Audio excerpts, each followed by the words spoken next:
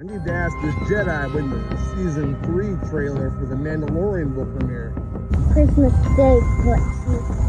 There you have it, Christmas Day, Butchie. You could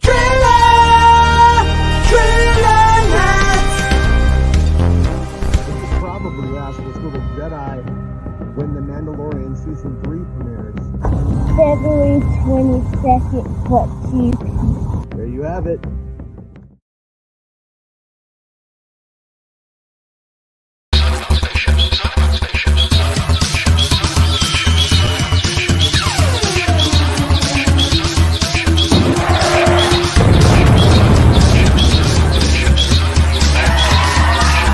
MakingStarWars.net.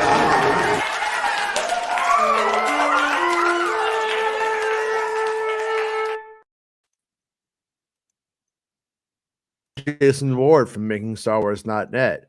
You might know my content from such sites as Anywhere But My Own.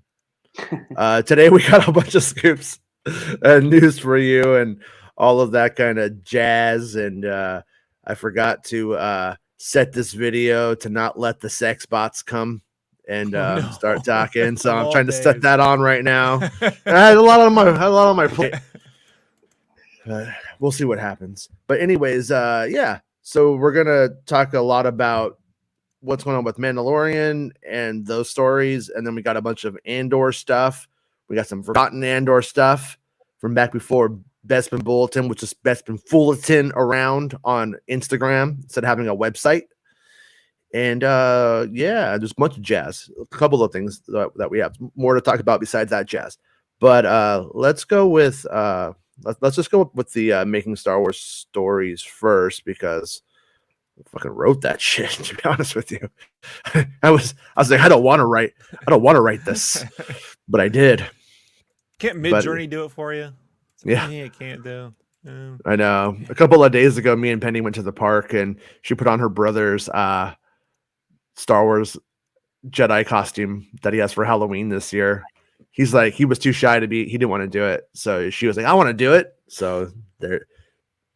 So Penny got That's to. how Daisy really robot. got the role. Same right. By the way, me and Meg were having a little fight today about Bix or Ray, and I'm a Bix man through and through. Gotta say, I'm a Bix man. Oh yeah. Hottest of the Star Wars chicks. Yep.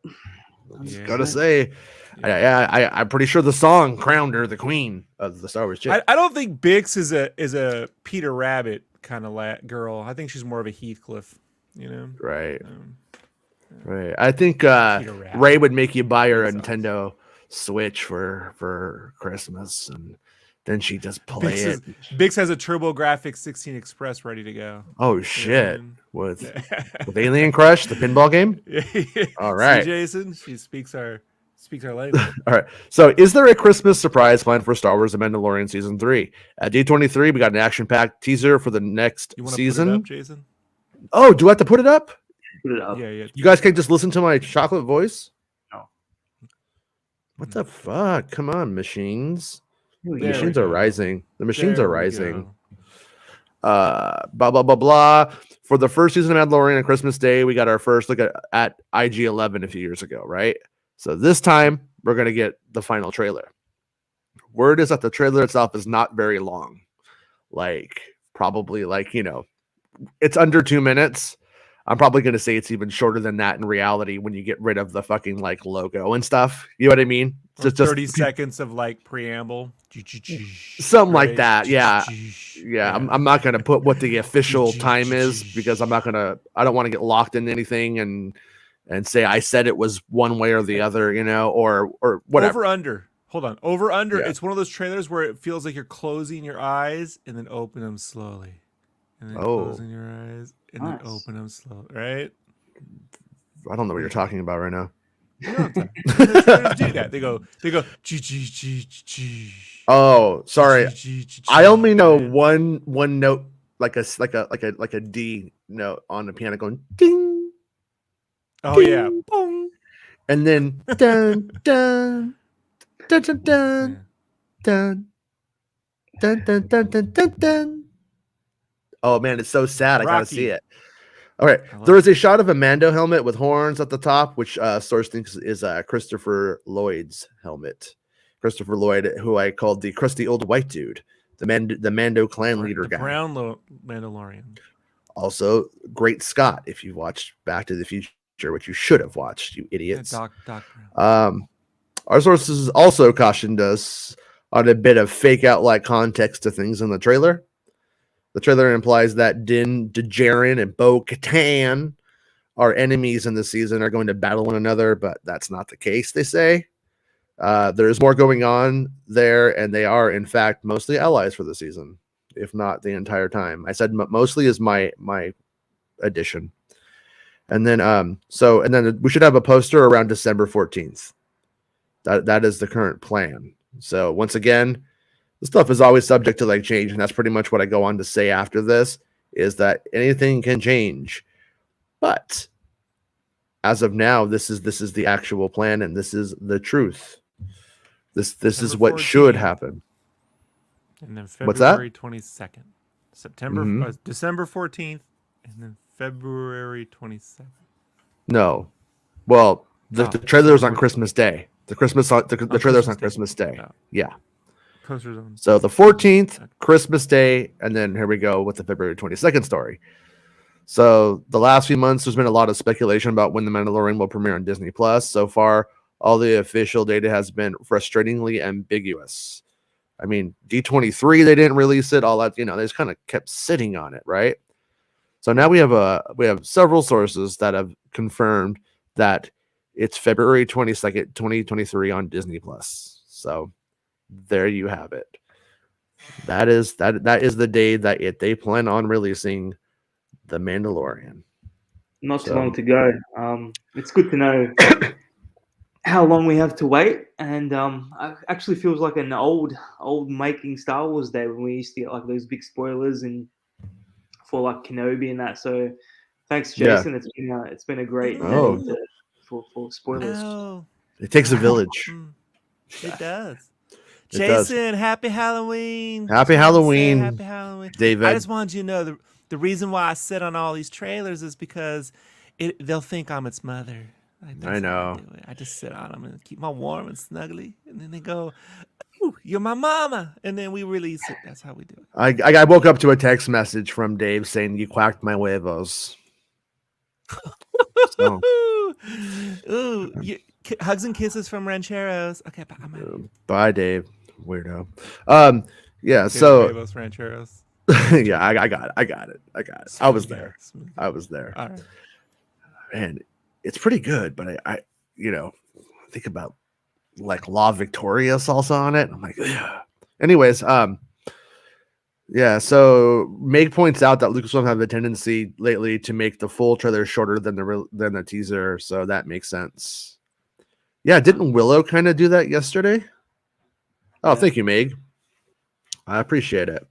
Thanks, Jason. Thank you for all your scoops. You made our Christmas. Hey, it was Star Wars Santa. He's the one who he's at the North Pole right now, and we were snooping around his place, and that's how we got the Christmas thing. But we're more of a Nightmare Before Christmas crowd over here, so we released that shit on Halloween. It all makes sense, I think. Anyways, here comes Halloween. So. Jason, just wanted you to know on Halloween Santa? I spent it in the North Pole. We're shooting a new movie, 2,000 Reindeers. Oh wow! It's about how all the Christmases are. Okay, I can't. Yeah. Santa needs Santa needs to calm down. Santa needs to go back on vacation, I think. And then while we're talking about spoilers and stuff, why don't we really quickly jump over? We got a lot to get through today, so. Sorry if I'm going too fast. We'll go back to the chat and we'll hit up anything that we move over too quickly. But I released this last night. Absolutely no one, and I mean no one, gave a fuck. And boy, I love you, Willow. I'm really pulling for you, bud. That's not true, Jason. Mm-hmm. I can tell you someone on the internet who has a check mark that means something for the next 88 days.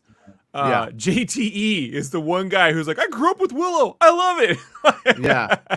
And I'm like, all right, well, Bostonians representing Willow. Yeah. Yeah. There you I go. love Willow. I hope Willow, I hope if it comes out to crickets, I hope it builds an audience on Disney Plus, and then people check out the movie, and then it kind of like snowballs into something, you know. Hey Daniel, thank you for being a channel member, dude. It's totally not a bot. The Fisher of Men. They call him Daniel. It's the like Fisher of Men. if AI generated the brother to Elon Musk.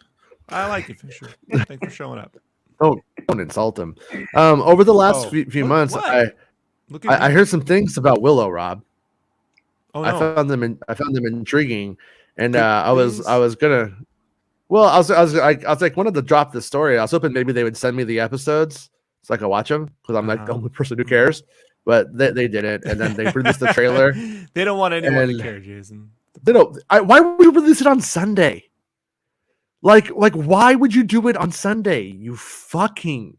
It's amazing to me. Amazing. I mean, I didn't drop the stories on Sunday because there's a fucking reason for that, and I'm nobody. I know how the internet works. All right, so see, right here. This is in universe, a bikini-sized question. That's called in universe puns, you guys. When you type yeah. bikini, does it give you the you spelt the word wrong like thing? Yeah, but that's everything I do in this. You know, I'm trying to write emphasis nest, and it's like empty nest. Good. Like, no. And it wants to correct every fucking word. Yeah, to fuck good. Every time I want to write good, it says, "Do you mean fuck good?" Yeah. No. Yeah. So, anyways, yeah. So the big question I've had about the show this whole time has been, where the hell is Elora Danan? And that's the little baby from the Willow movie, and so she is the one who's prophesized that when she comes about, it'll be the downfall of the Queen Bavmorda. So Bavmorda starts killing all the babies, or capturing all the babies in the land, and wants to kill her. So here's the rumor that I heard, and that's that Kit believes her father, Mad Mardigan. I think I wrote. See, it changed it right here to Mad Mordigan. It did change it on me. So you got to proofread. It did. Mad, well, I did. Mad It Mulligan, it. Jason. Yeah, no, it changed it on me. Mad Mordigan, and anyways, the rumor is that Mad Mordigan took Elora Danan away to a safe place to protect her from evil forces. In the first episode, Kit's twin brother is kidnapped, and then so Queen Sorsha sends Kit to find Willow. In tow is a kitchen maid named Dove, who is in love with Kit's twin brother, the kidnapped prince. So at the end of the first episode, the gang finds Willow, and when Willow sees Dove, he calls her Elora. She corrects him, but Willow knows the truth.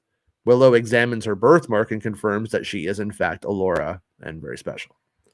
So she just thinks she's like this kitchen maid who's about to bone a prince, and then it turns out she's fucking Elora Danan from the Willow movie. Can you imagine finding out you were in the Willow movie your whole life? You just didn't know.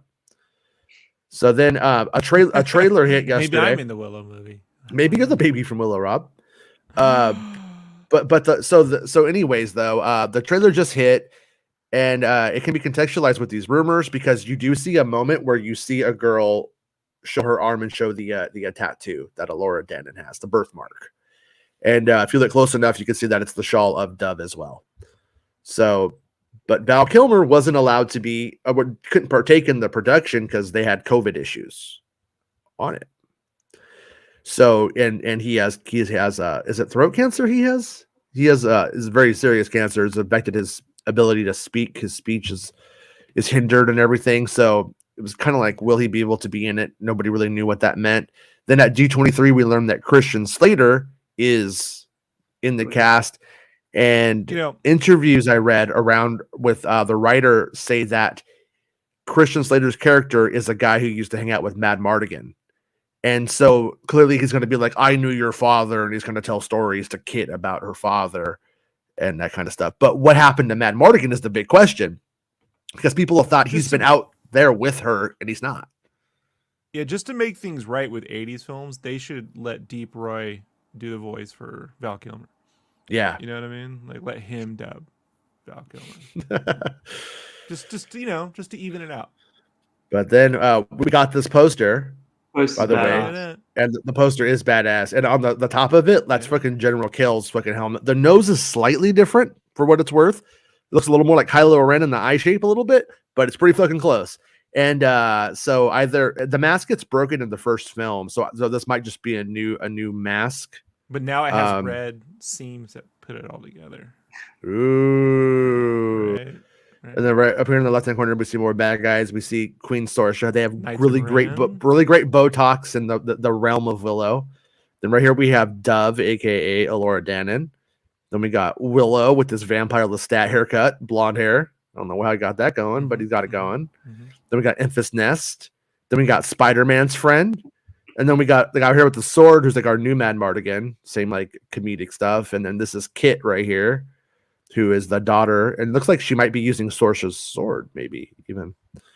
And then right here we see little Willow, and he's doing some magic probably with Dove here on the bottom, I guess.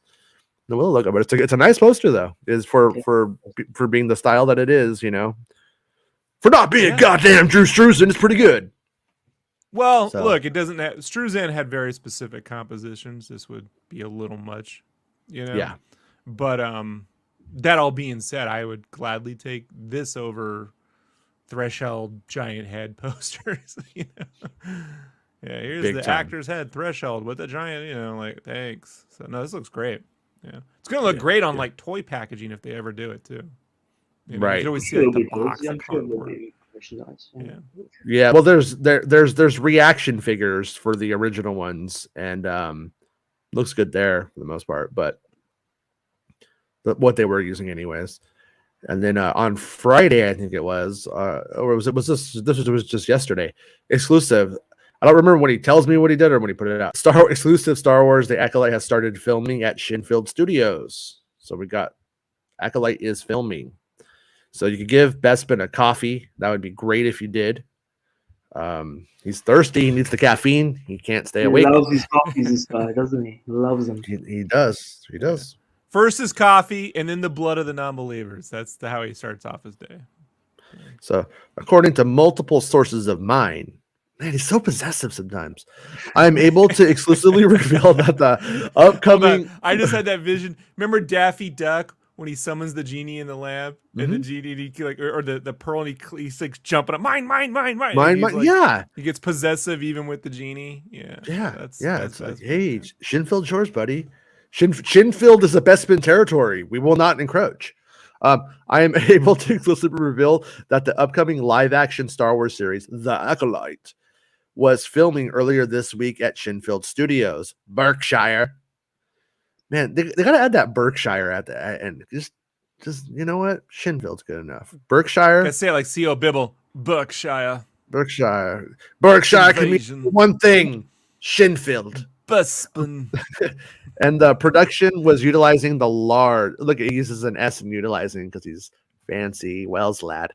The large outdoor set located behind Shinfield Studios, which looks to be a town or marketplace of some kind.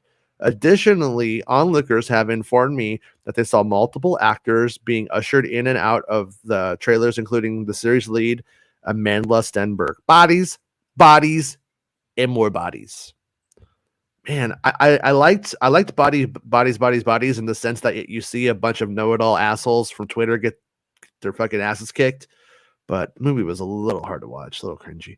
The Acolyte was created by Leslie Headland, Russian doll, who also served as the showrunner of the series as well as director. The series is led by Amandla Stenberg, with Lee Jung-jae, Squid Game being touted as the male lead, Jodie Turner-Smith, White Noise, Manny Jacinto. He loves people and he loves movies.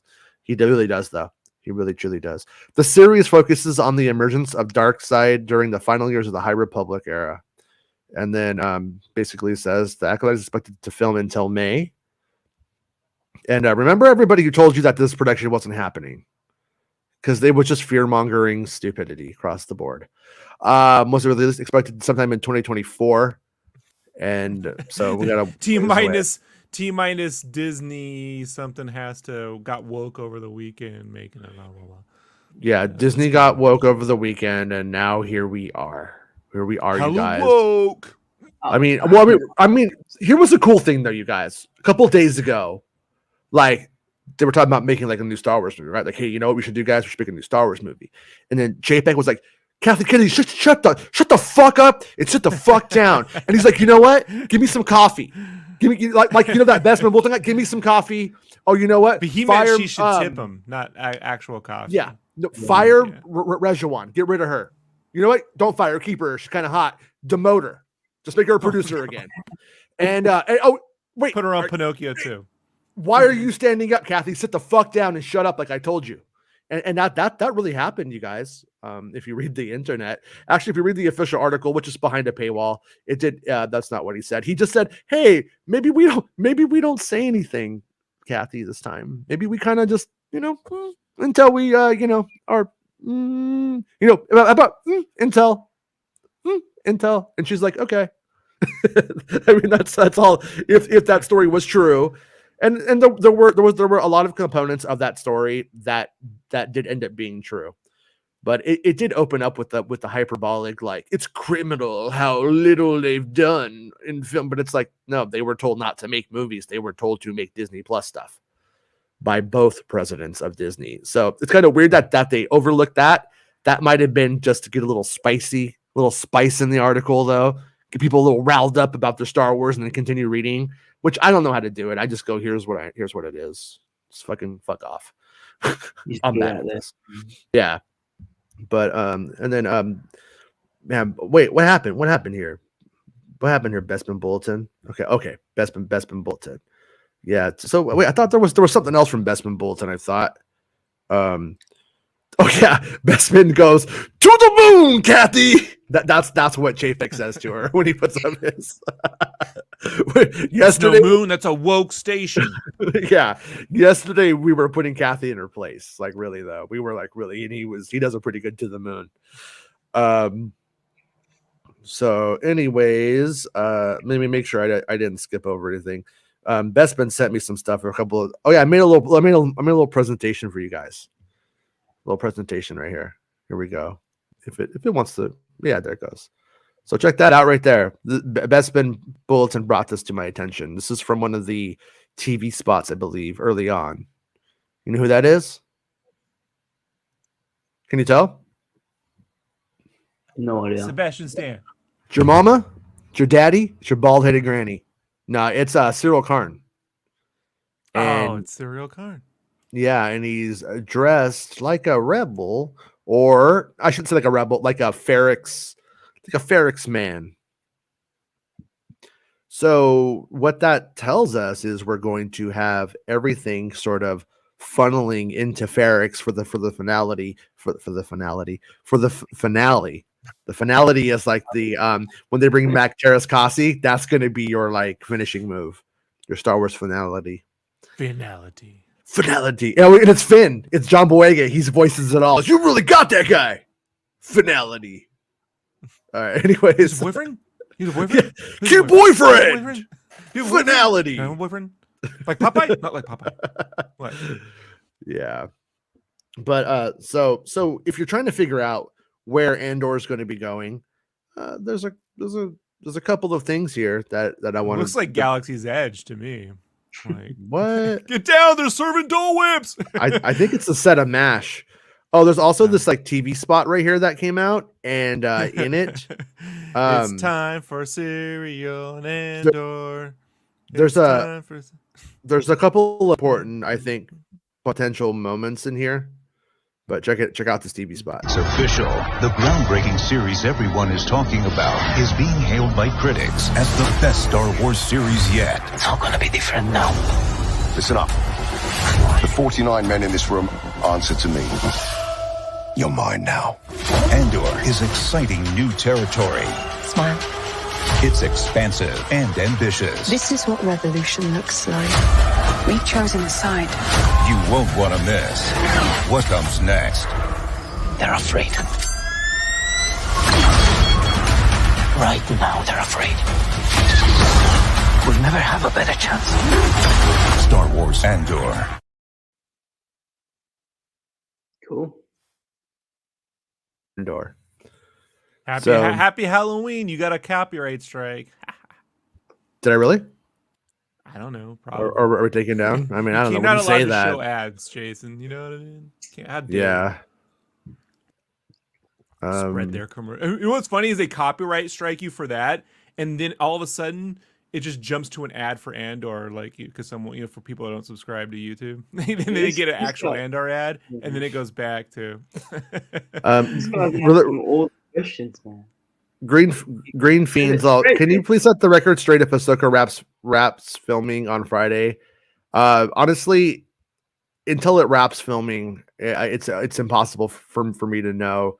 Sometimes they will intend to wrap filming on let's just pretend they intended to wrap or pretending last Friday, but then it turns out something couldn't get done or something wasn't finished, and then they're there on Monday, and then they're like, well, while we're here on Monday, we're going to add this, and then it goes to Wednesday. So I tend to not jump on those stories because it's a huge waste of time. You want to guess what the haters are going to say next about Mando? No. Right? What? All right, I just got one. Kathleen Kennedy and them and Disney Plus are making them rush the visual effects to get out by February when it could, if they just take another year like Andor, they could have cinematic visual effects. Just wait. Yeah. Just wait for every one of these shows. Now they're going to feel like these shows are getting released too quickly. You'll see. People were saying it wrapped, Meg, when it didn't, for the record. So I don't really know though. I don't want to jump into that fight. If Bespin wants to clarify if he knows anything, he can. I got to get that Skeleton Crew thing up here. That's right. All I know is, Rob, with what you just said about the February release date, they announced it back in Celebration in April or May. So we've known that it's coming out in February for a while. They don't listen to that stuff. It's crazy.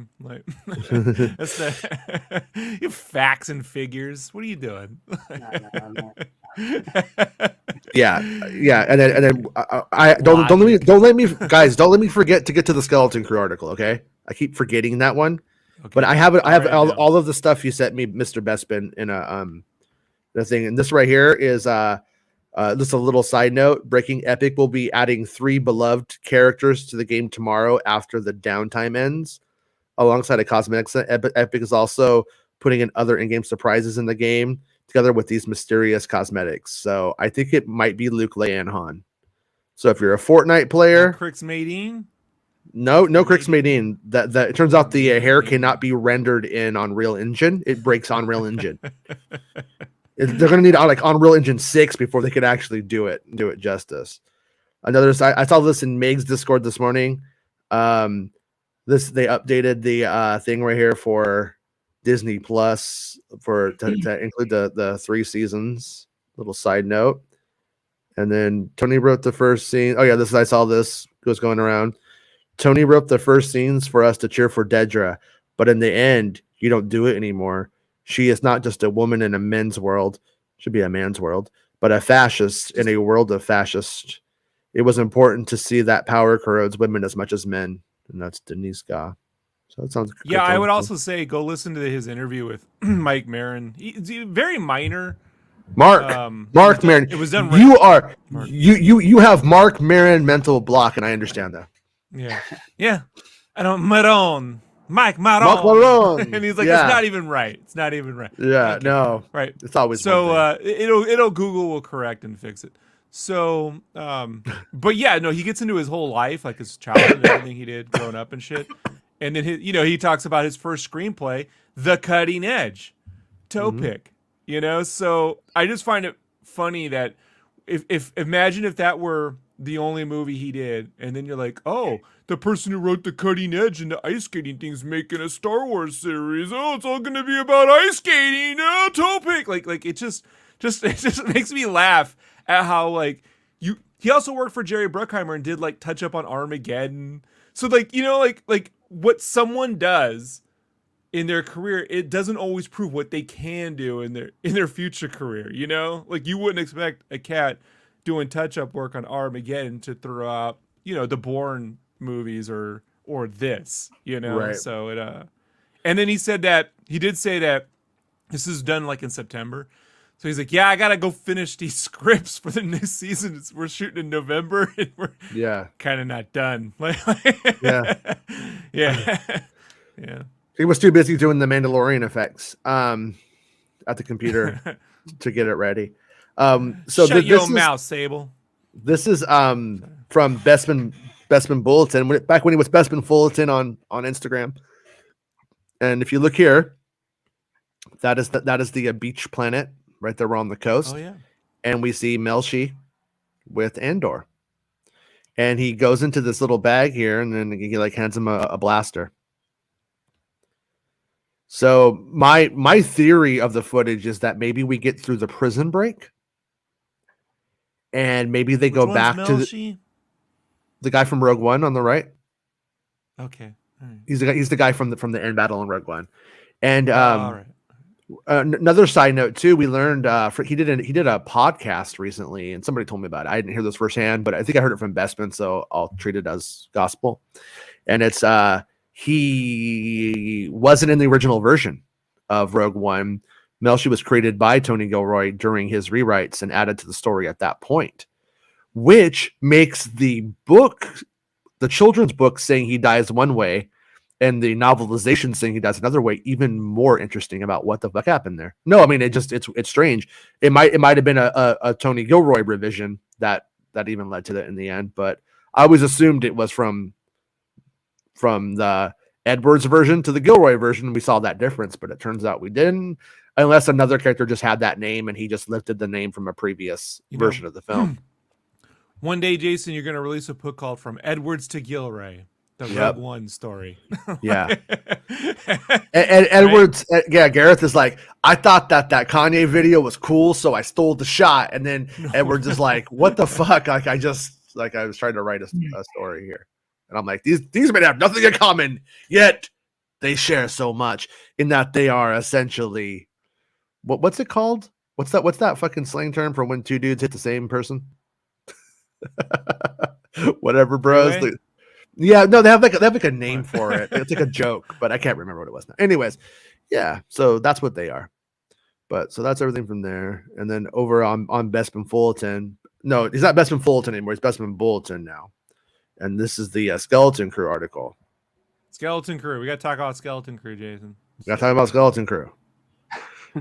I'm already tired of seeing this fucking picture of the actor.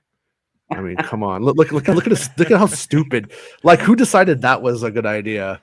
And then over here we got me trying to fucking take the trash out on Wednesdays. Oh no, that's Jon Favreau. See if I can do it. Hey. Oh yeah. Right? Not bad. Not bad. Yeah.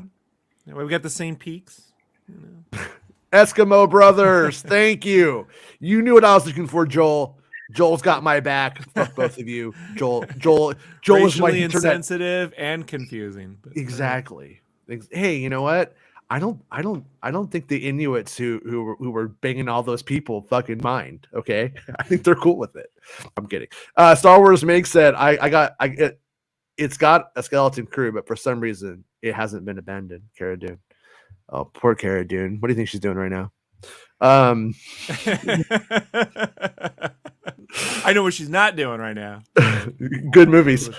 Yesterday, Entertainment Weekly released an exclusive interview with executive producers of The Mandalorian, Jon Favreau and Dave Filoni, who discussed various topics relating to the Star Wars universe and the projects they create within it. However, when discussing the John Watts Spider-Man No Way Home, Spider-Man Homecoming, and Christopher Ford Spider-Man From Far From Home, Spider-Man Home to Grown, Spider-Man Homeboys, Chaos Walking, created Star Wars Spider-Man Homeboys. Spider-Man Homeboys. Just you know, right? Oh man, we were just a bunch of homeboys, right and then we got spider powers. Oh, him and Kid in the Chair. Oh, that'd be so good. No, I want the Wayans brothers to be Spider-Man homeboys. That would be better. Anyways, you ever see when they did that scary movie and he hooks up with Annabelle? Like Annabelle is like, he gets the Annabelle scary movie. Okay, well he gets it's Halloween, so we gotta talk about this. He gets Annabelle, and it's like the haunted doll, right? But he buys it as a sex doll. So he's like he's trying to bang the fuck out of the haunted doll, and then the haunted doll kind of ends up in like a relationship with them and wanting to bang all the time. It's really terrible, but I loved it. Skeleton Crew is great. You know, me and John Watts were on the set of Spider-Man No Way Home, and I was sniffing out if Star Wars might be something he'd be into doing. And he's like, here's the whole idea of what I would do. We were just talking on set, and I called Dave Filoni. I was in Atlanta, and I was like, Dave, this sounds like a really good idea. And he hopped on a Zoom call. Hey. And he and John Watts pitched what it was. Just the very basic strokes. And it was great. It focused on young people. It's always good having new characters coming in. And there's so many different genres in Star Wars. You know, you have Andor, which is intrigue and a thriller. And you have adventures with the Mandalorian, a samurai adventure with Ahsoka. So there we have that samurai thing with Ahsoka again. So to have this young Amblin feeling movie with young people seeing it in the universe for the first time who grew up in the Star Wars world and are exposed to an adventure, the puppets, the costumes, the visuals, the world that's being expanded upon. And now I get to write the next season of The Mandalorian with all these new characters, all these new locations, and all these new creatures. So it keeps adding more and more to the cohesive group of stories being told. So I think that's almost an admission that we are going to see the characters from Skeleton Crew in the 4th season of Mando. It's just like that episode of Different Strokes when the Small Wonder crew shows up for an episode to help everyone out. And they go do the Small Wonder show, right? That never happened. Totally two different networks. No, I dreamed that. You dreamed that, yeah. Yeah, I said when Alf showed up in Back to the Future. Oh shit. Yeah, I used to be. I was in love with Small Wonder as a child. Like, and I think I grew up maybe loving women who have no emotions for that very reason. I blame that show. I blame the show. Yeah, I see a connection. The puppets, the costumes. Okay, so it's not surprising that the characters, locations, and creatures would bleed over into the Mandalorian for Skeleton Crew when Favreau and Filoni have been attempting to make the series they're creating on Phil. Their creatives on Phil Connected. No. What? No, don't say the word. What connected? Verse. Oh, verse. Mandoverse. I hate that, Rob. Oh no. Mandoverse. I hate that word verse. I hate it. You hate it. Whenever someone says the word verse, you gotta scream real loud like this. Ah! This is fucking horrible. Well, I'm just really. I want to see how does the skeleton verse encroach on the Mandoverse. Third verse, same as the first, right? Okay. Green says, are people doubting Skeleton Crew too harshly because cinephiles hate John Watts and think MCU Spider-Man is proof he has no style or vision? When Filoni and Favreau say this was his inspirational idea. Oh, those people are just all idiots. What is the style of Favreau? I'm sorry, go look at the cinematic qualities of Elf, and Chef. I love Jon Favreau, but I mean, his style's not unlike mine, like I said, so it's not really much to write home about. Hey, what you don't know is he's telling someone to bend over. We think that black shirt makes us look less fat, but we both know deep inside it doesn't do anything at all. We look just as fat. Yeah, we try though. We try. But I like Elf, but I really don't care. I didn't say I didn't like them, but they're not cinematically masterful. Like they're little fun movies, man. Get out of here. No, I like Elf. I do think that Elf has gotten a little more love than maybe Elf deserves in the last year or so. Like when it got a movies that made us. Yeah, I like it. I like it. I'm not shitting on it. I don't know, man. Like you would think they're trying to make Elf at the same level as Home Alone. And I'm just like, no, buddy. No, not at all. Get the fuck out of it. Oh, fuck. You know what, dude? Fucking, well, that would be Rob's last appearance on the show until after Christmas. Everyone's happy. Everyone wins. I win. You win. Hey, Mr. Spreezy, are you able to hang out still or you have to go? I'm out, bro. I gotta go to the gym. All right, dude. See you later, man. Thanks for hanging out with us. Say hi to Jim for me. Yeah. And you're staying up when Mando comes out, so get your Z's now, man. 100%. Enjoy the gym verse. 100%. All right, man. Hey, good luck with those pectorals. Okay. So Mandalorian spinoffs takes too long to say. I mean, yeah, well, I guess we have to workshop what we're gonna call it, you know? The Grogu verse. How's that, Rob? Does that fix it? No, it's worse. So when Jon Favreau appeared in Spider-Man, I was very confused. Well, it is. It's not. Come on, man. Meanwhile, they're like, in the background is the Sakaara Stones and the fourth armor from the 8th episode of the Clone Wars in some show. And then, like, come on, it's not that. Yeah. One time Luke was like, he looks like that guy. I'm like, he is that guy. And he's like, oh. That one guy, I love it when guys generalize and I also understand. Like, yeah. That thing from the thing.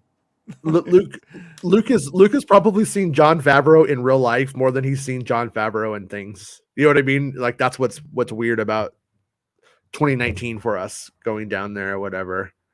Why is Han Solo in Indiana Jones? Yeah. Why is that? As a kid, I talked about this. I couldn't tell Han Solo and Indiana Jones were the same person, man. Those costumes, man, they worked for me. Never complain about Superman's glasses ever again, Jason. Yeah. Right?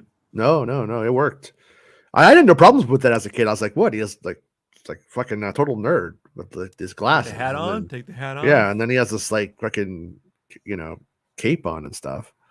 So Green says, when might we find the final trailer and marketing push for the Bad Batch season 2? Bob Chapek needs to be shown once and for all that animation isn't just for kids. I agree. I agree with you there. His comments on that were not very encouraging. The other day, someone was asking, like, what good has Bob Chapek done? And like, my take was just the lack of things that he's done. Like, he hasn't like that we know of, hasn't gone in and like fucked with Star Wars.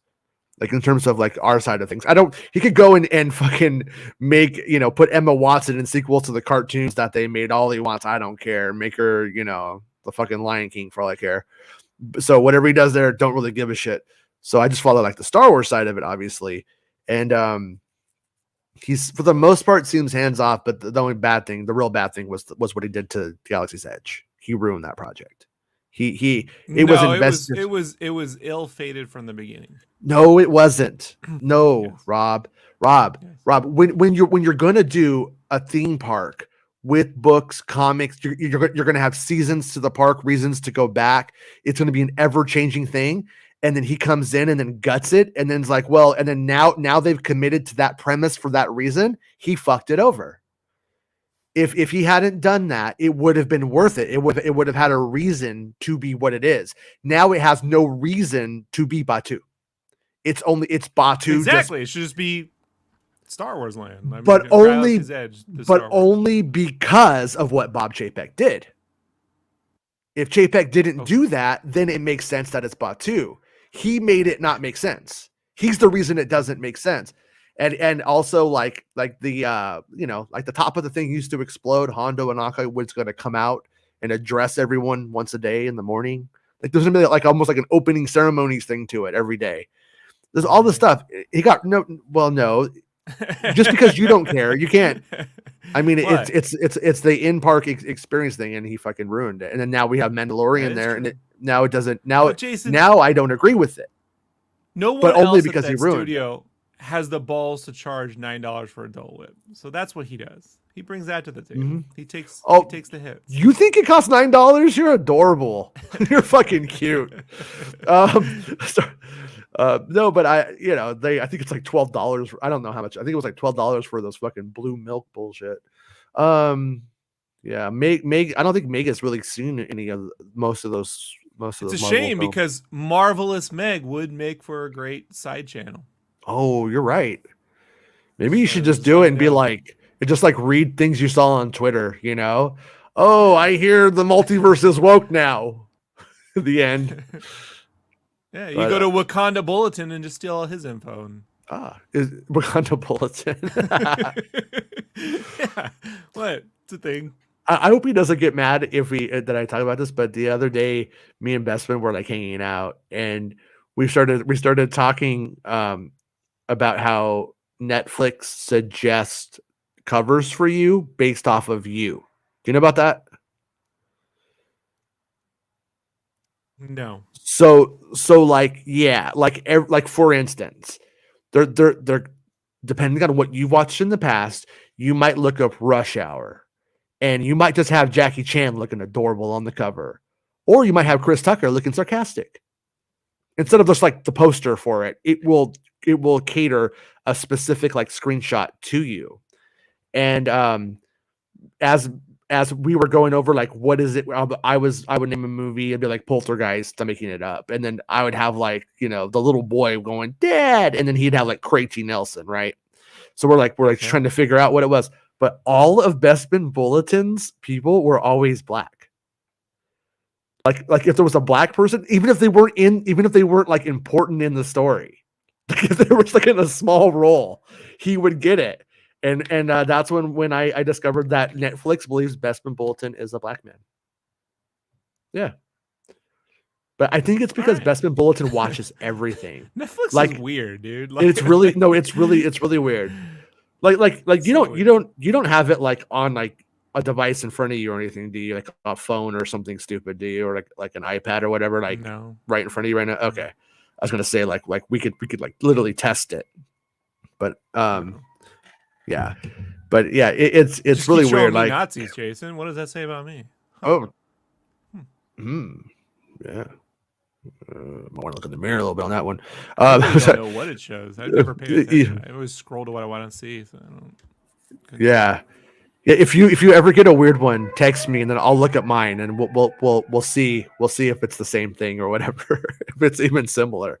Because yeah, it's always really like kind of strange. I kind of would rather it doesn't work for me either, by the way.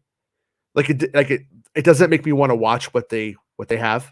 Like I don't see that and go no, like, I really never want to watch Rush Hour. Yeah, I just go for what I want to watch. Yeah. No, but it doesn't even matter. Like if you went and you looked up, like let's just say you wanted to watch Halloween today, and you went and searched it in, that cover, it's gonna have a made up cover for you. So it might be like Jamie Lee Curtis looking like young and like don't kill me, or it might have Michael Myers. I'm from Sweden. Yes. So hold on, I like this one. It's probably why the Marvel TV shows aren't working as well. Meanwhile, the Marvel TV show director is directing your next Star Wars movie set. So good luck with that one. Good point. good hot take, buddy. Well, Arya says, why does Jason always talk in third person? He has Bespin, right? Only according to really stupid Reddit forums. Greenfield, Bespin says at Greenfield, he was against it in the US because that content is on Hulu, whereas internationally, the Hulu content is on Disney Plus, which has parental controls. Yeah. This is the dumbest thing I've ever heard. Like when people go, this can't be on Disney. The whole reason they bought $70 billion worth of content from Fox was to put it all on Disney Plus. And someone along the line was like, but we're Disney. We can't have pick the kid or the adult section. Why? Disney fucking put out, they were the ones that put out, was it Pulp Fiction? Like Touchstone Entertainment. Like this is so dumb, dude. Just click for the kids, for the family. It's not, this is not hard, man. The lady making Acolyte was that one guy from Miramax's assistant for 5 years. Whatever. There's a guy who just that's his whole existence. That's like his whole existence is just writing that on things. Really eventually weird. It will all end up on there, and they'll just take forever to get to the most obvious answer. Combine the fucking things, put everything on there, and be done with this so we can stop fucking talking about what content a streaming service does and doesn't have. Like, who cares? Like, as if we win anything. Well, you get more for your money. Until they take it off, I don't know. Like, do we? I don't know. Green says, even still, Iger was wrong to make Disney for kids only. They need to have adult stories if they're to evolve as a company. Yeah, I think it's exactly what he was doing. Was he was getting it in there as trying to make he knows that the parents that are like, I don't know, this has naughty stuff on it. I don't understand parental controls because I'm really fucking stupid. While simultaneously complaining about woke companies keeping them from seeing whatever they want to see. but he knows that if he does that, if he gets it in there, then little baby Jasper needs his Little Mermaid and watches it every day 15 times. So they're not gonna get rid of it. So I think it was about sliding in with those people and then opening up. But it's still taking some time. I kind of have like a theory, like for instance, Hulu, Disney Plus, and ESPN are all 3 different apps. They love to combine them and talk about how they have like more market share than Netflix, which is true in totality. But I think like by doing that, the people who have all 3, like if you had to cancel one, you're going to fuck up. You're not going to cancel. I think it's harder to cancel 3 different things. So in a way, I think that there's probably some advantage to them keeping the apps over 3, like just from that alone. Like you up the chance. Like I log into ESPN just to watch like the prelims on the UFC. It's a fucking nightmare if you missed a week. You got to dig for that shit. You know, Really? searching always brings up the results. So you can't just type in prelims and get the prelim. It just brings up the winners of the fucking. You're like, I have to like not look at shit. You know, Yeah. so I can like. It's so it's so dumb, dude. Whatever. ESPN. I put sports in a separate category, but the fact is. They bought. I mean, Iger was like the reason why people fucking go on the highest watched stuff on the internet and streamed is the forever content. That's why Peacock does so well. Has all those fucking shows that NBC ever had available to them. And so like that's why we're spending all this money on Fox content. And then when they get it, like we're not putting Simpsons. You get Simpsons. Everything else we're not putting on there. And it's like, well, what is the point? Like, Yeah. I don't get it. It's so weird. Well, So weird, meanwhile, all of those kids are going on TikTok learning that they could sell feet pics. So it's all it's all you know what I mean? It's like it's all a dumb game of pretending like we don't live in the world that we do. Everyone needs a Miramax and New Line division. Yeah, I agree. I mean it's Bestman making Star Wars. I hope Ahsoka is held off from dropping on Disney Plus until August or October to not rush its post-production. The post-production is always going to be what it needed to be. That's why I told you that was coming, didn't I, Jason? Didn't I tell you that was coming? They're all You going to did. fear about rushing post-production, as if Kenobi had a rush post-production and that was the problem. Like, Yeah, no, the thing is that it on these post-production isn't the issue. I mean, it happens. Pre-production is when they do the majority of the effects for the volume. So if Kenobi and Fett are like a huge problem for you, I would imagine that Ahsoka will be as well.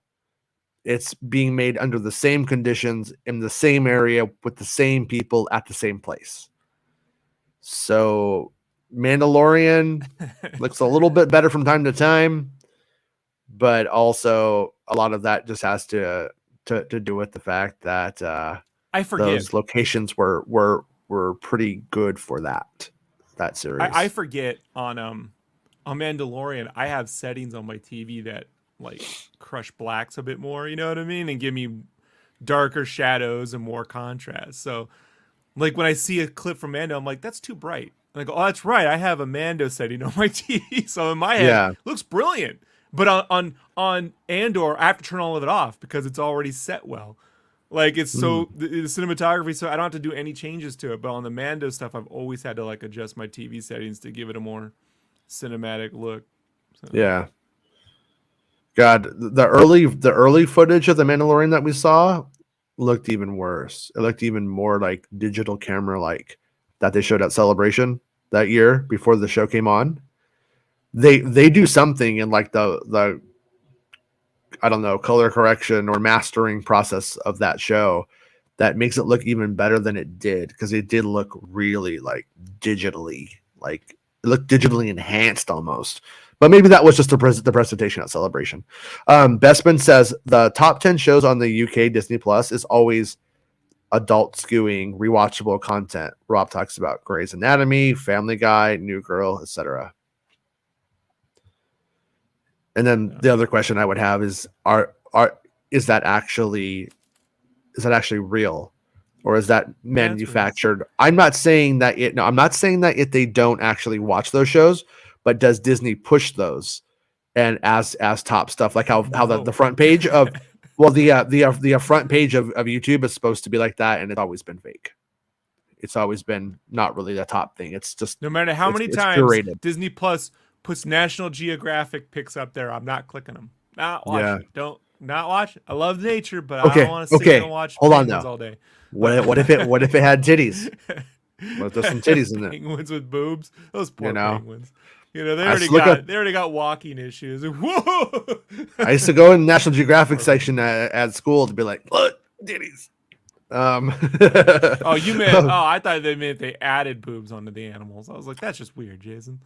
It's weird that you thought that. Yeah, well, we live in a furry world. What do you want me to do, man? What do you want me to do? Be stars. I'm not here to judge them.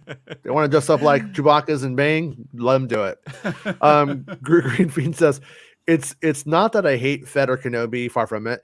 It just I want Ahsoka to have time with planning its story.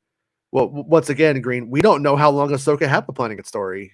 Ahsoka's planning its story might have been a decade. Like might have been a dream job for Filoni. He might just be fucking ready to go. So yeah, we won't know if Filoni. I've been writing this my whole life, Jason. Yeah. Ever since the premiere, when they laughed at me, they all laughed at me, Jason, at the Burbank Theater. The kids just laughing at Filoni. Can I share?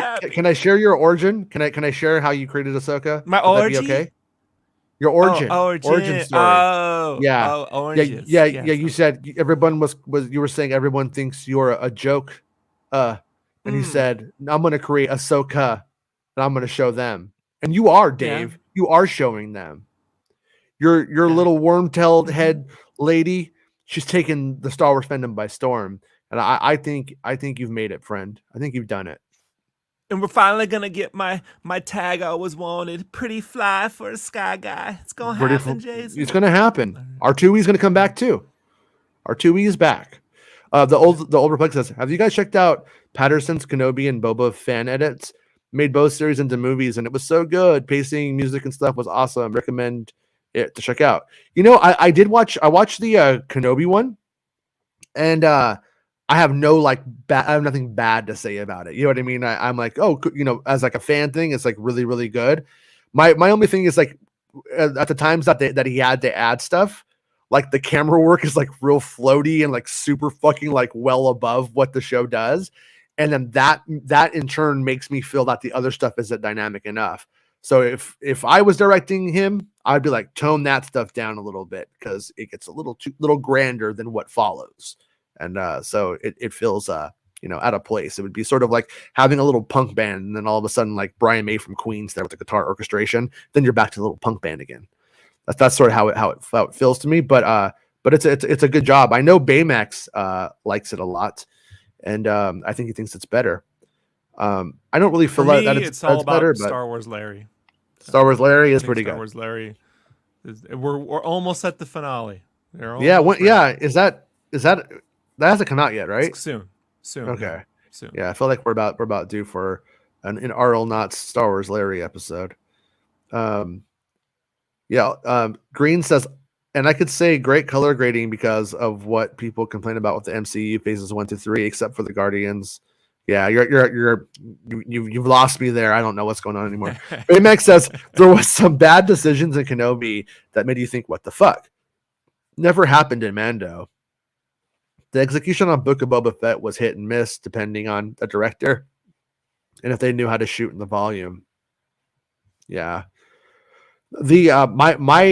I think the saddest part about Kenobi for me is that I think that the stuff that everybody has a problem with was stuff that didn't actually need to be there. That is more of kind of the unfortunate thing about most of that stuff. Most of it didn't need to actually be in the show at all. And also with the scope of the show, I think it's an interesting experiment to do that show in the volume. I sort of respect that attempt, but looking at it, it really should have most of it should have just been done out in the desert. They should not have done it in the volume. They should have just went out and made a little village out in the middle of nowhere. They did that to some extent. They should have done it all there, and then just kept the volume for the prison stuff and the ship stuff. You know, that's what it needed. Bestman says, well, some of their new stuff you'd think they'd want to push don't end up in there. Bad Batch was never in there. What I know, talking about Disney Plus or something else now. I'm kind of confused. Does UK Disney Plus not have Bad Batch? Do you guys not have the Bad Batch? Do you guys need a Bad Batch? Green says, from what Filoni said, Ahsoka might have been in the works since before Mando season 1, after Rebels, and before Clone Wars season 7. Well, based off of like how they were talking back then, and even stuff that it like I heard him, talk about back in 20. Oh well, we've actually had 10 years of Disney Star Wars now, but by the way. I know. I was in the art department when they announced it. I ran out my chair. I was like, yeah, like I did the fucking yay. Yeah. My first like, reaction oh, was, never oh it no. moves. And then I was like, it doesn't matter. It'd either be cool. But looking at it after 10 years of Disney Star Wars, in no way as bad as I thought it could, as I feared it could be,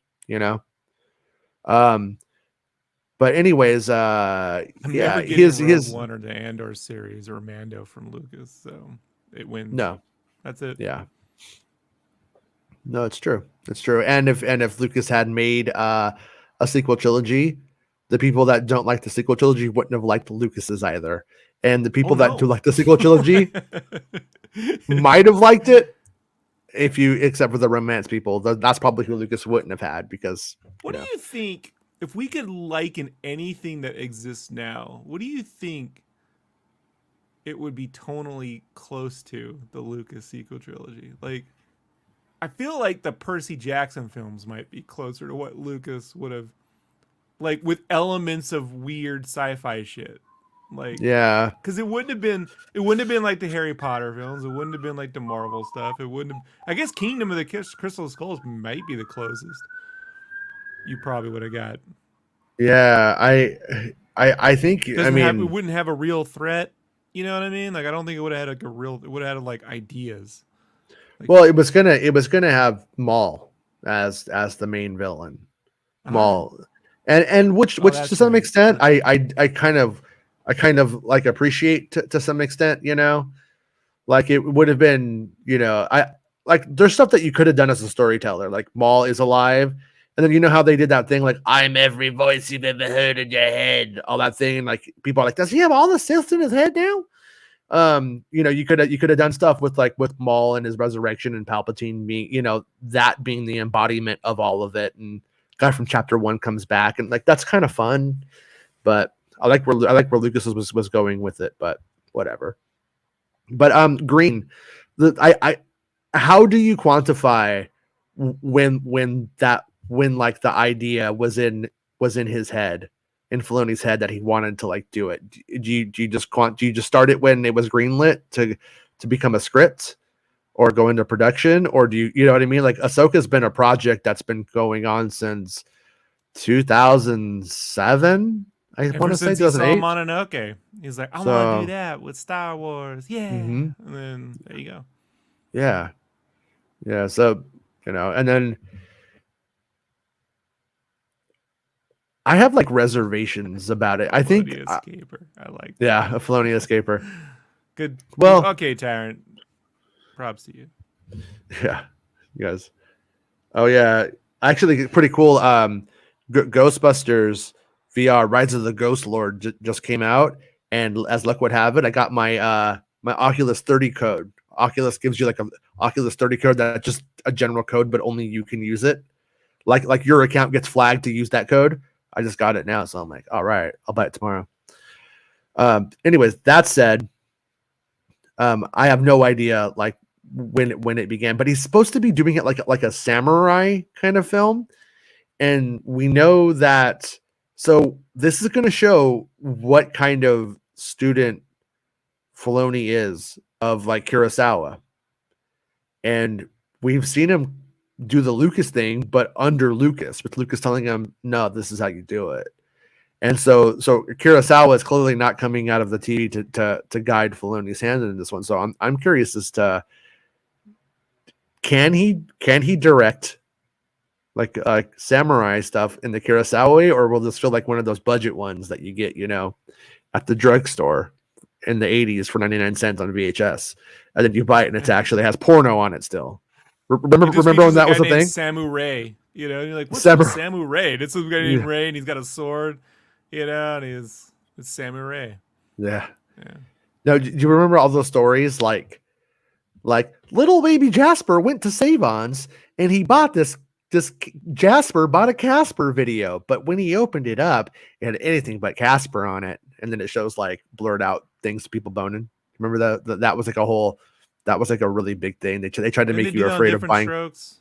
I watched Mighty Mouse cartoons that were porn once on Different Strokes. Oh, he was showing them like inappropriate stuff, like actual like.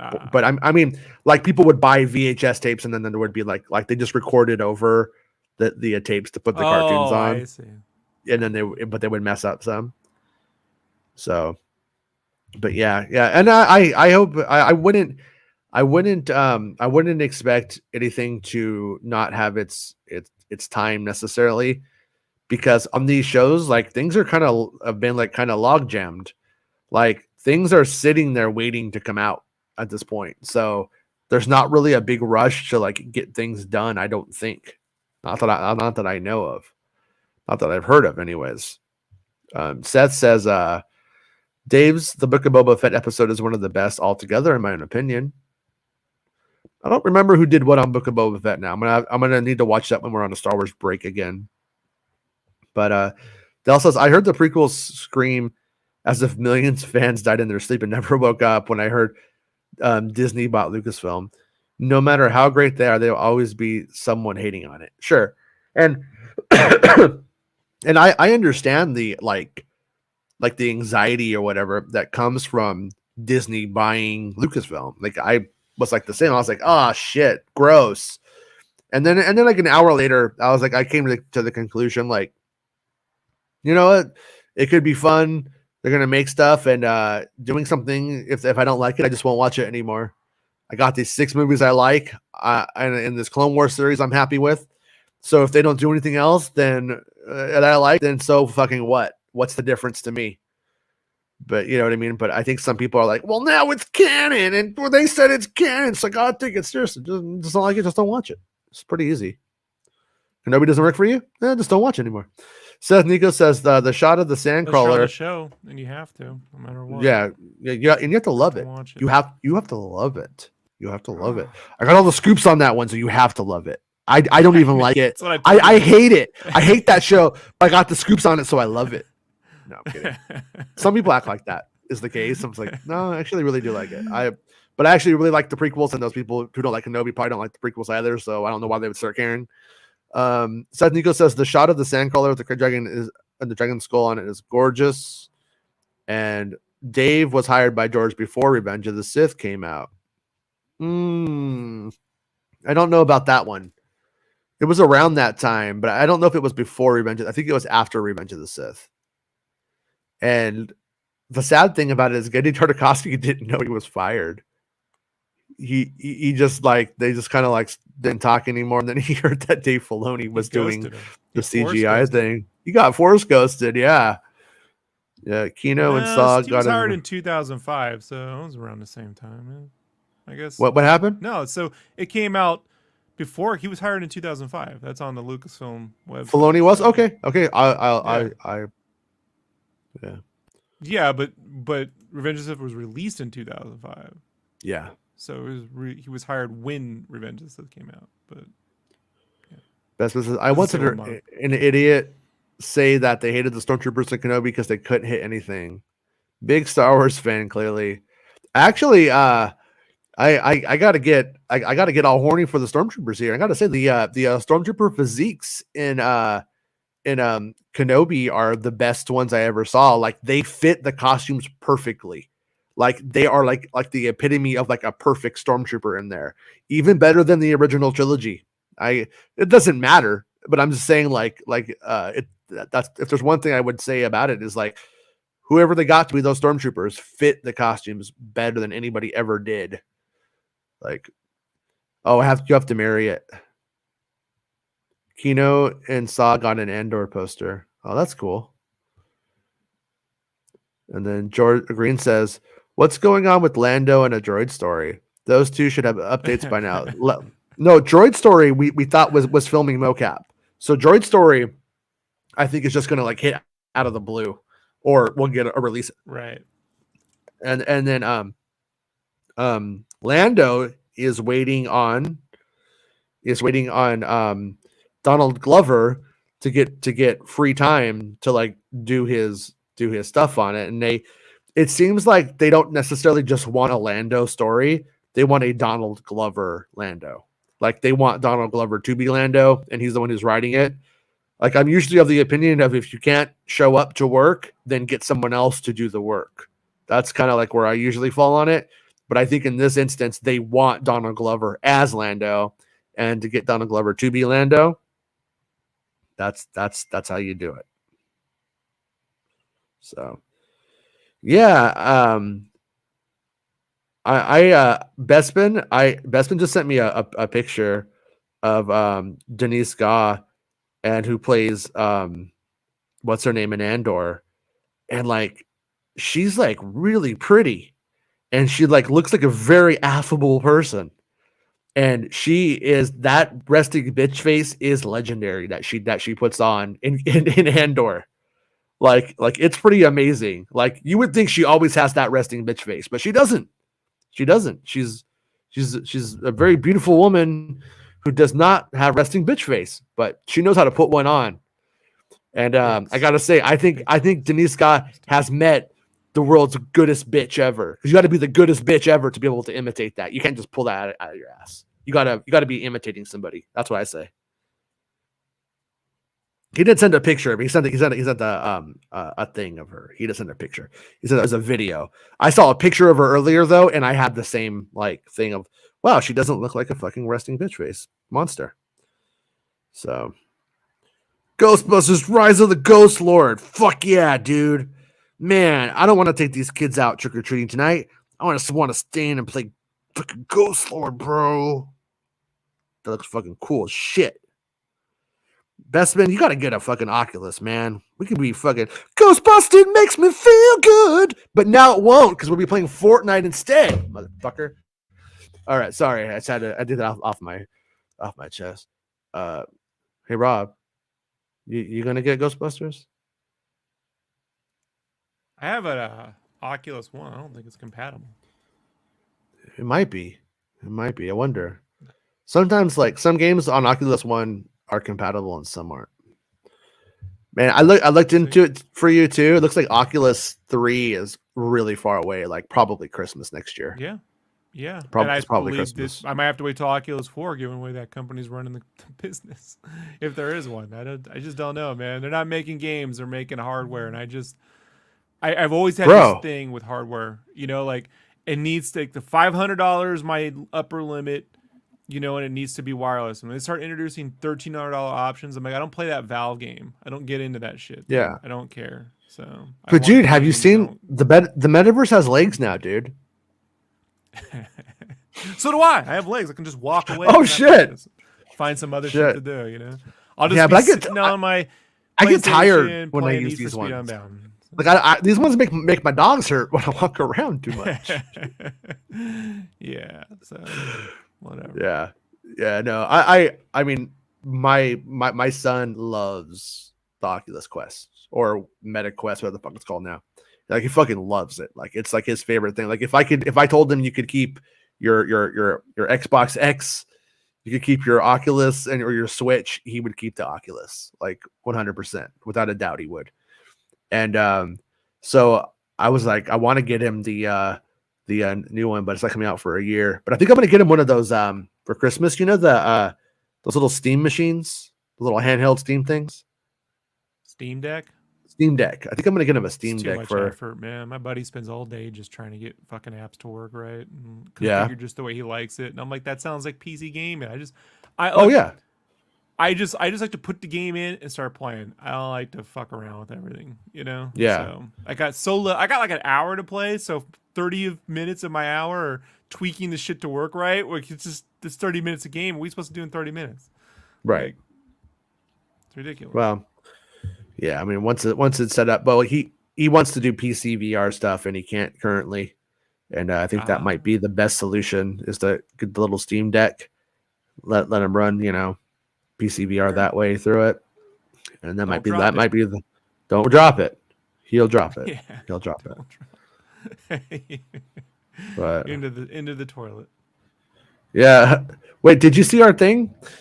Green says, since they're looking for a person of color to play Reed Richards for Fantastic Four, should Reed be played by Jar Jar Binks himself, Ahmed Best, since King and Reed are descendants, and so Ahmed could have career I redemption? don't think Green saw our interview.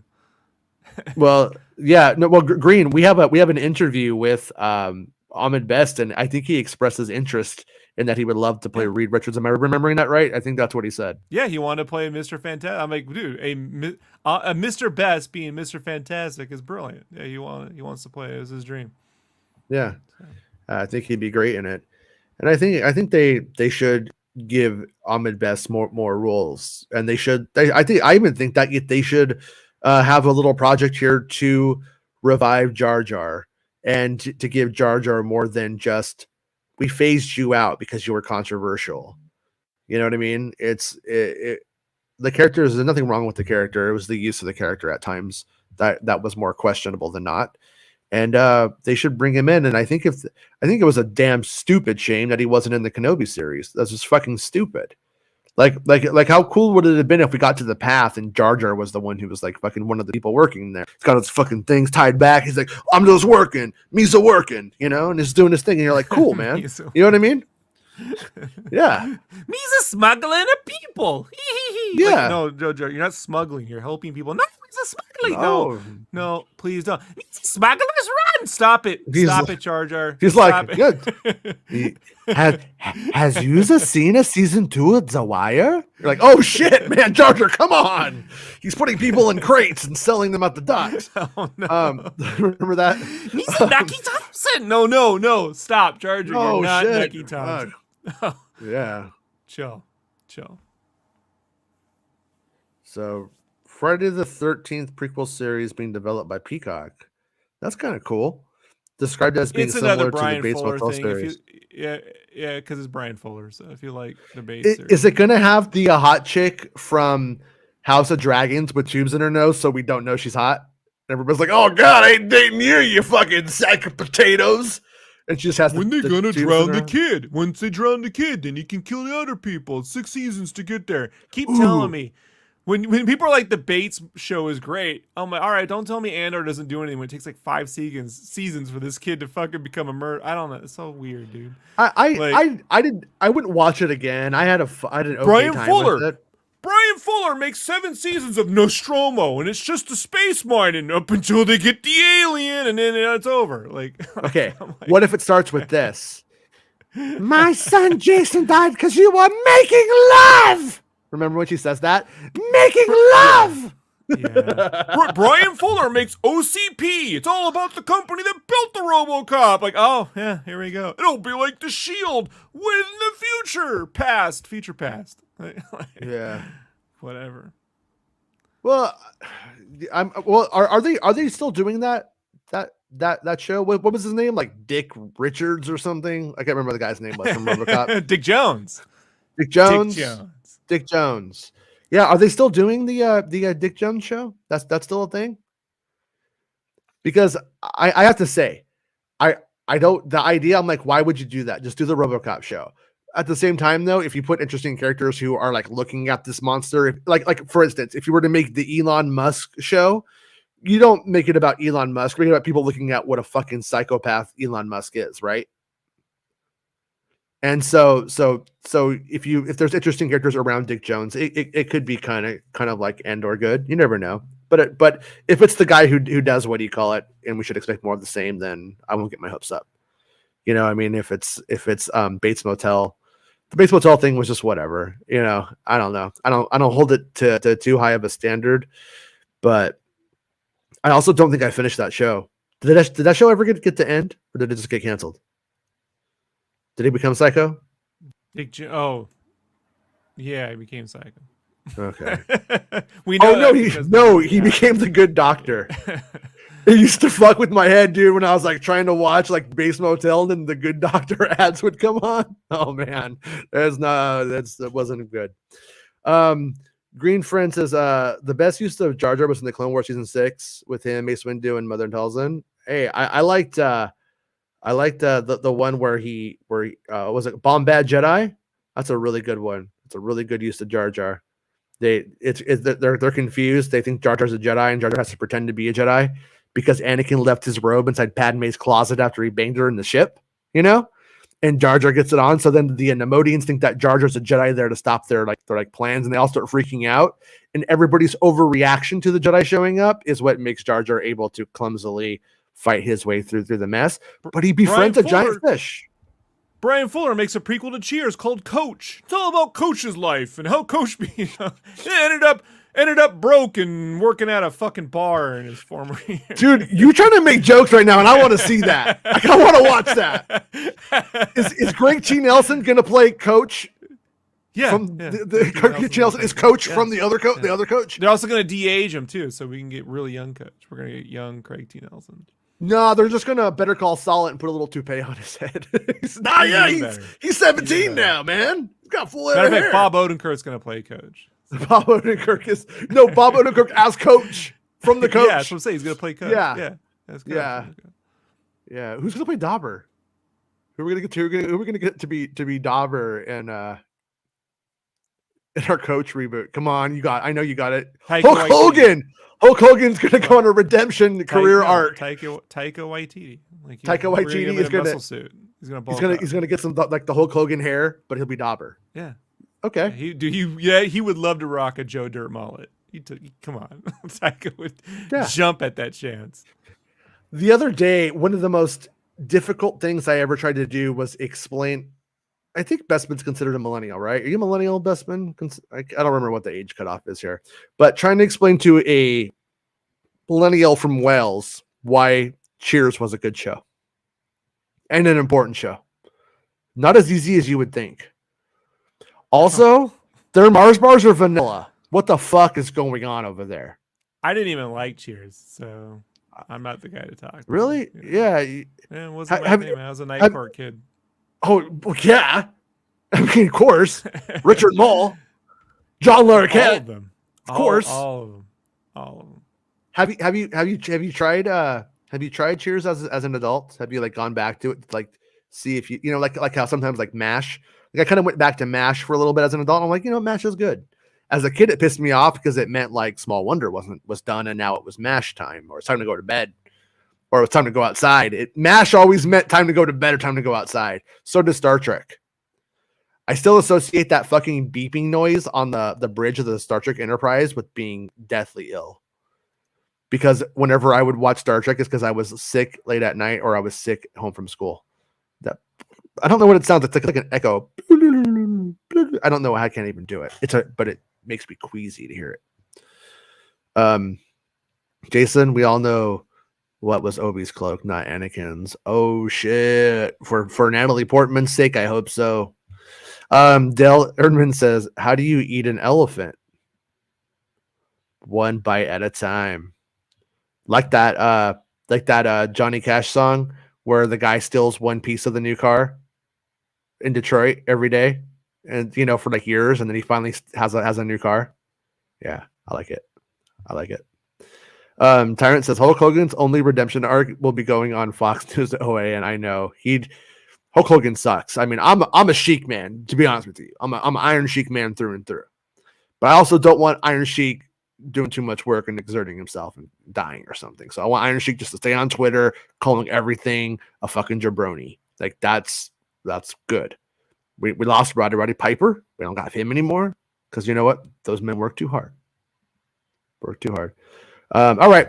I think we did it. We've devolved into the career plans of Iron Sheik. I think it's time to call it a day.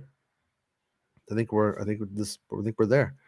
We'll be back tomorrow. I hope I didn't forget anything today. I probably did, but we'll be back tomorrow at Skeleton Crew. No, we talked about that. We talked about it. We did it. That's right. Yeah, we did. Yeah, we did it. So yeah, one bit at a time. All right, everyone, be cool. Stay in school. Hopefully, all this Mando stuff pans out, and I'll see you guys tomorrow. Bye, Rob. Have a good day, Rob. And wait, I got to end the show, but I can't find it because I put all these new videos. Brian Fuller directs a new series called the SS Minnow, and it's just about all the other trips it took before that fateful day. Really? Gilligan and the skipper met in World War II, and then they form a You know, they get stuck in like a concentration camp for a whole season and tortured, and they just want to relive the good times. As you know, I want Ginger in World War II being a whore. I'd watch that show. Ginger being a whore in World War II. Fuck yeah. Yeah. Oh, sorry. Wait. Fuck it. Nope. The We're back. Castaways. It's going to be called the Castaways. Yeah. Yeah. They're all sideways. They never meet up. It's always going on at the same time. Thurston Howell the Third was the guy in charge of that Virginia coal miners uprising, right? The professor's on the Manhattan Project. He's on the Manhattan Project. Yeah. He's friends with Werner von Braun, and loves him. Differences. He says, hey, not all of Hitler's ideas were bad. He pulls that one out, and they're like, "Whoa, there, Professor."